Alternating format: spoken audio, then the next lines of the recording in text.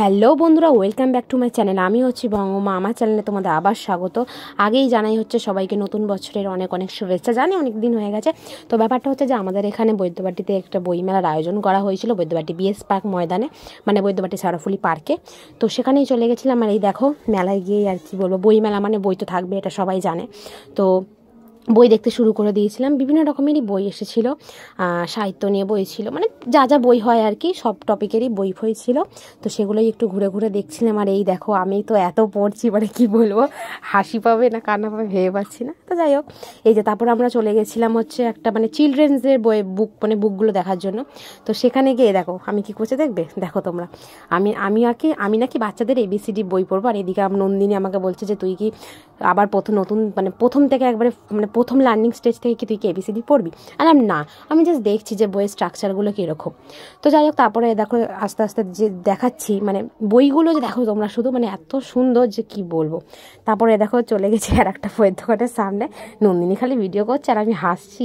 আদৌ কি আমরা বই পড়ছি সেটা আমি জানি না। আমি আর ওকে দেখাচ্ছিলাম, এই দেখ ইন্ডিয়ান পলিটিক্সের যে ব্যাপারটা সেটা তুই দেখ।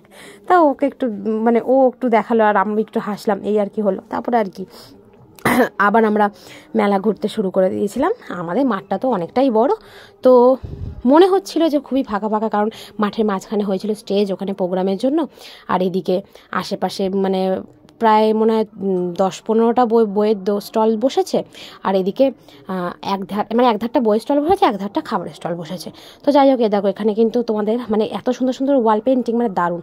আর এখানে হচ্ছে এই একজনের মানে হাতে বানানো মানে হ্যান্ডমেক কেক ছিল। তো সেগুলো এখান থেকে একটু ট্রাই করেছিলাম, ভালোই খেতে ছিল। আর দেখো আমাদের সেই ছোট্টবেলায় যে চকলেট খেতাম সেইগুলো, তো সেটাও নিয়ে নিয়েছিলাম। আর তারপরে এই যে আর একটু তোমাদের আর কি দেখাচ্ছিলাম যে কীভাবে কি তৈরি করেছে। স্টেজটা কিন্তু অসাধারণ সাজিয়েছিল, মানে ধারণার বাইরে। আর দেখো, মেলায় গেলে পিঠে না খেলে হয়, দেখলাম পিঠে বসেছে।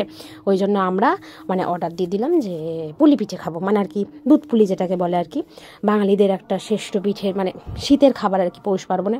তো সেটাই নিয়ে নিয়েছিলাম। আর দেখো নন্দিনী দেখেছো, মানে নন্দিনী খাবে না হাসবে ভেবে পাওয়া যাচ্ছিল না, কিন্তু সত্যি কথা বলতে পিঠেটা খেতে ভালো ছিল, যেহেতু গুড়ের পিঠে।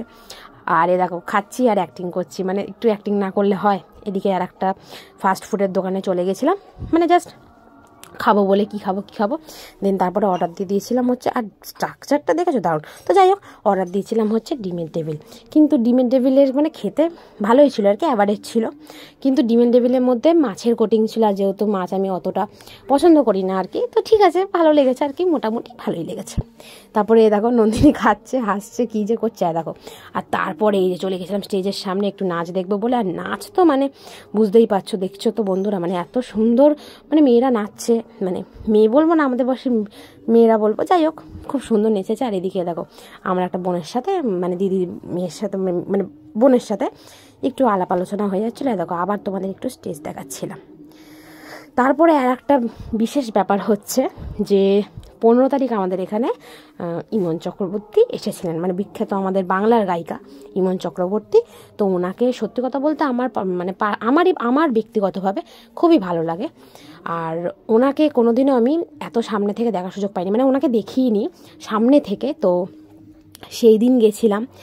আর মানে সেদিনের কথাটা পরে বলি, আগে তোমরা এই জিনিসগুলো দেখো। মানে এটা একদম আমাদের মাঠের একদম শেষ প্রান্তের দিকে এই জিনিসটা করা হয়েছিল। জিনিসগুলো কিন্তু মানে দারুণ ছিল, মানে এত সুন্দর বুদ্ধি খাটিয়ে জিনিসগুলো তৈরি করা হয়েছিল। মানে টায়ারটাকে একটা গোটা টায়ার, ঠিক আছে, রাবারের, সেটাকে হাফ কেটে সেটাকে সাইকেল রূপ দেওয়া। তারপরে এই যে মোটু পাতলু, মানে ছোটা ভীম, এদিকে গোপাল ভাঁড়, আর এদিকে হচ্ছে যাই হোক আর একটা কিছু একটা কার্টুনের কিছু একটা ছিল, হ্যাঁ বেন 10। তো এগুলো সবই সাজানো হয়েছিল একটু, মানে যাতে মানে মেন ব্যাপার হচ্ছে যে সমাজটাকে যেন পরিষ্কার পরিচ্ছন্ন রাখা হয়, তো সেই নিয়ে একটা থিম টাইপের হয়েছিল। আর এদিকে দেখো বেলুন কাকু বেলুন বিক্রি করছিল, আর এদিকে ভাইয়ের সঙ্গে চলে গেছিলাম। আর এদিকে এগরোল খাচ্ছিলাম। তো এগরোলেরও একটা দোকান ছিল, তো সেখান থেকে এগরোল নিয়ে নিয়েছিলাম। আর এগরোলটা অ্যাভারেজ খেতে ছিল, যাই হোক ভালোই ছিল আর কি। তো তারপরে এই যে যেটা বলছিলাম আর কি, এই যে 15 তারিখ ইমন চক্রবর্তী এসেছিলো। তো সত্যি কথা বলতে ধামাকাদার পারফরমেন্স ছিল, মানে ধামাকাদার। আমার তো মানে অসাধারণ লেগেছে সেদিন। মানে কি বলবো, সেদিন আমি একটু ফাঁকা ছিলাম বলে চলে গিয়েছিলাম হচ্ছে আমাদের মাঠে খেলা দেখতে। আর এই খেলা দেখতে বলছি, সরি, মানে গান শুনতে আর কি ইমনদের। তো ওনার গান মানে কি বলবো, মানে ইমোশান একটা, যাই হোক। তো এই যে দেখতেই পাচ্ছ ইমনদি কিন্তু গান গাইছে। আর সব শেষে ইমনদির সেই সব থেকে বিখ্যাত গান, যার জন্য আমরা অপেক্ষা করে থাকি আর কি সারাক্ষণ ধরে, সেইটা হচ্ছে ওই মানে প্রাক্তন মুভির যে বিখ্যাত গানটা। তো ওটা শুনে একটু লাস্টে কিছু বক্তব্য শুনে চলে এসেছি। আর এটা হচ্ছে তারপরেই মানে এসেছিল হচ্ছে তার পরের দিন, মানে তার একদিন পরেই এসেছিল হচ্ছে সিধু ক্যাকটাস বলে যে ব্যান্ডের টিমটা আছে, সেইটা এসেছিলো। তো সেটাও খুব ভালো লেগেছে। আর লাস্টে কিন্তু আমরা এই নাচাকোতা করে বাড়ি চলে এসেছিলাম। টাটা।